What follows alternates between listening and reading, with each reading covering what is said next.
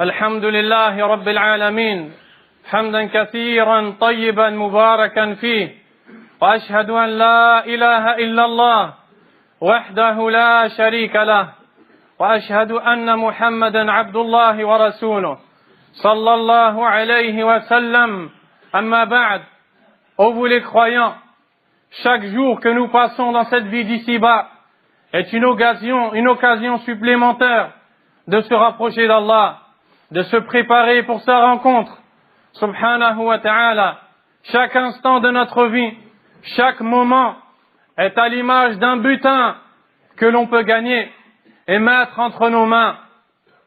Il incombe donc aux serviteurs d'Allah d'écouter l'exhortation qui fait revivre les cœurs et sortir de l'insouciance dans laquelle la plupart des gens malheureusement baignent, sont plongés, pire encore, coulent, wal-'iyadhu billah.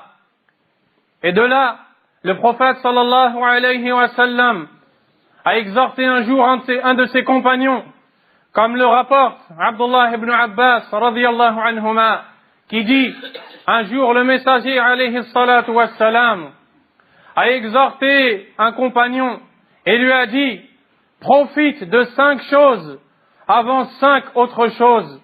Profite de ta jeunesse avant ta vieillesse. Profite de ta santé avant ta maladie. Profite de ta richesse avant ta pauvreté. Profite de ton temps libre avant tes occupations. Profite de ta vie avant ta mort. Il y a certes un rappel éloquent dans ces quelques propos du prophète sallallahu alayhi wa sallam.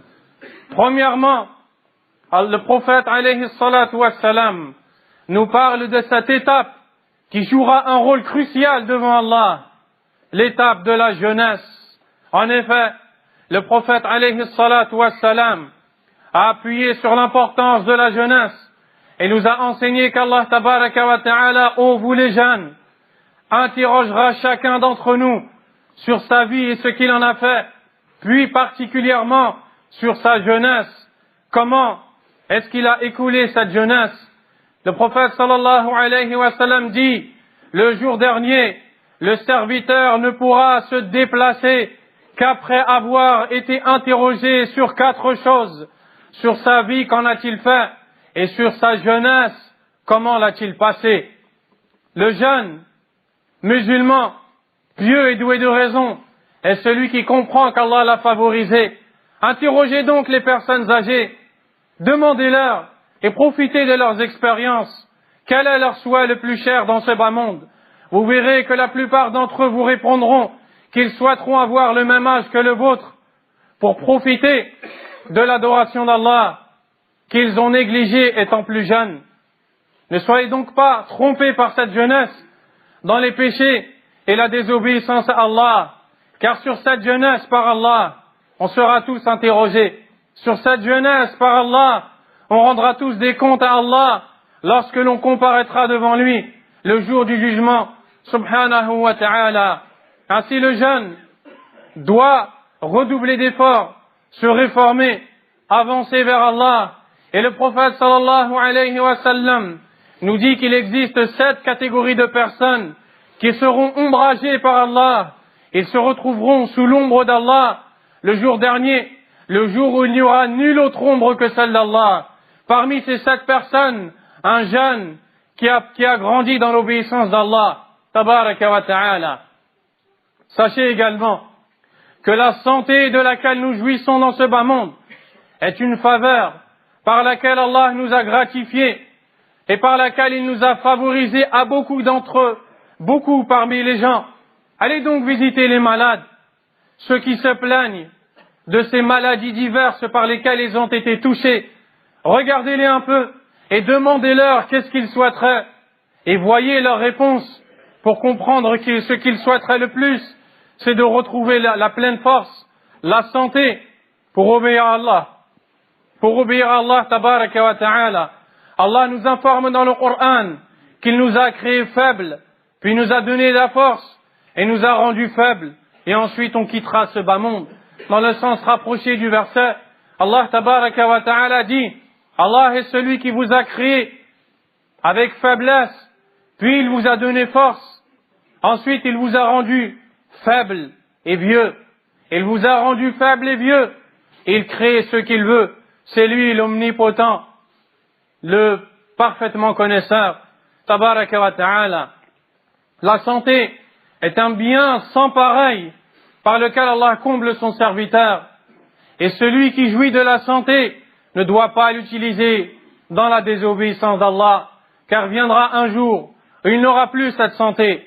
Viendra un jour où peut-être il ne pourra plus se lever de son lit. Viendra un jour où peut-être il ne pourra plus jouir de la vue, de l'ouïe, même du goût. Il mangera un aliment dont il ne connaîtra pas le goût. Il n'entendra pas les voix. Il ne pourra pas voir les gens de sa famille. Il ne marchera plus, perdra énormément de poids et tombera malade. Beaucoup d'entre nous sont insouciants devant ce grand bienfait d'Allah. Il faut en profiter et ne pas être trompé. Également, sachez que la richesse qui a été donnée par Allah à celui qui en jouit parmi ses serviteurs est un grand bienfait. Mais c'est en même temps une épreuve. C'est une épreuve sur laquelle on rendra des comptes. D'ailleurs, le jour dernier, les gens qui entreront au paradis en premier seront les pauvres. Viendront après eux les riches parmi les croyants. Pourquoi? Les savants ont dit, plus ils ont de l'argent et plus ils auront à rendre des comptes à Allah. Tabaraka wa ta'ala. Alors qu'aujourd'hui nous voyons des personnes qui plus elles jouissent des biens mondains et de l'argent, plus elles se sentent imprenables, invincibles, fortes, et elles pensent n'avoir besoin de personne. Allah a dit dans son livre, dans le sens rapproché des versets, mais non, l'homme transgresse quand, à part sa richesse, il pense se suffire à lui-même. Dès qu'il atteint la richesse, il se sent indépendant, il pense qu'il n'a besoin de personne et qu'il peut faire ce que bon lui semble. Puis Allah le touche par la pauvreté, le touche par le châtiment, le touche le jour du jugement. Il verra que sa richesse l'a anéanti et qu'elle ne lui a servi à rien et que la véritable richesse était la richesse du cœur, celle de la foi en Allah, celle de la foi au jour dernier, celle du suivi du messager, sallallahu alayhi wa sallam.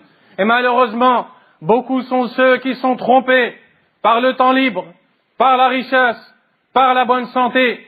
Et le prophète sallallahu alayhi wa sallam nous a orientés et conseillés pour tirer profit du temps libre également. Car le temps libre que nous avons est une occasion de se rapprocher d'Allah. Demandez à ces gens qui ne trouvent pas une minute pour eux-mêmes. Interrogez ces personnes qui n'ont pas une minute pour leur famille, pour leurs enfants. Demandez à ces gens qui ne trouvent pas 5 minutes pour prier 2 unités de prière, de rak'a. Demandez à ces gens qui travaillent de nuit. Demandez à ces gens qui travaillent nuit et jour. Vous verrez qu'ils aimeraient tant avoir le temps libre. Le prophète sallallahu alayhi wa sallam a dit, il existe 2 bienfaits dans lesquels sont dupés beaucoup de gens. Ils sont trompés. Ils jouissent de ces bienfaits, mais ils sont insouciants, inattentifs. Ils sont trompés et égarés. Quels sont ces 2 bienfaits? La bonne santé et le temps libre. Lorsque tu perdras la santé et le temps libre, tu comprendras combien était importante cette richesse qu'Allah t'avait donnée. Tabaraka wa ta'ala. Après tout ceci, il existe une réalité, aussi amère soit-elle, que nul ne peut démentir, et ce n'est autre que la mort. Croyant, soit l'individu ou non, il sait qu'il va quitter ce bas monde, il sait qu'il va mourir, mais le croyant musulman, le croyant est celui qui sait tirer profit de cette vie d'ici-bas, cette vie à la jouissance trompeuse, qui a égaré tant de personnes du chemin d'Allah, tabaraka wa ta'ala. Ils sont devenus les esclaves de ce bas monde, non pas les esclaves d'Allah, les suiveurs des biens mondains, non pas les suiveurs de l'envoyé d'Allah, alayhi salatu wassalam. Tu vois dans la majeure partie de leur journée, le bas monde, ils comptent, ils amassent, ils jouissent de ce bas monde, au point de devenir insouciants, oublier la réalité qui est la mort. Ils quitteront ce bas monde. Ils n'auront rien préparé. Comme l'ont dit certains savants, tu vois l'un d'entre eux amasser toute sa vie de l'argent jusqu'à épuiser toute sa santé. Une fois, après avoir ramassé tout cet argent, il le dépense entièrement pour retrouver toute sa santé qu'il avait épuisée à la recherche de l'argent. Il vit dans ce bas monde comme s'il n'allait jamais mourir. Et à la fin, il meurt comme s'il n'avait jamais vécu. Wal'iyadhu billah. Allah tabaraka wa ta'ala nous dit dans le sens rapproché du verset: et sachez qu'en réalité, la vie d'ici-bas n'est que jeu, amusement, vaine parure, course à l'orgueil entre vous, une rivalité dans l'acquisition des biens et des richesses. Elle est en cela pareille à une pluie. La végétation qui en résulte émerveille les cultivateurs. Puis, tu la vois faner et jaunir. Et dans l'au-delà, il y aura un châtiment douloureux. Il y aura un châtiment douloureux et un pardon d'Allah ainsi qu'un agrément. Et ce bas monde n'est que jouissance trompeuse. Voici ce à quoi nous a orienté le prophète Mohammed alayhi salatu wassalam, de profiter de la jeunesse, de la santé, des biens, du temps libre et de la vie avant le regret. Avant le regret, on ne pourra pas revenir. Allahumma aslih lana dinana alladhi huwa ismatu amrina wa aslih lana dunyana allati fiha ma'ashuna wa aslih lana akhiratana allati ilayha ma'aduna waj'al al-hayata ziyadatan lana fi kulli khair wal mawta rahatan lana min kulli shar. Allahumma la taj'alna 'ubbad ad-dunya. Allahumma aslih qulubana واملأها إيمانا بك. اللهم أغث قلوبنا بالعلم والإيمان ووفقنا للعمل الصالح الذي يرضيك عنا. اللهم أخرجنا من الدنيا سالمين غانمين تائبين مغفورا لنا.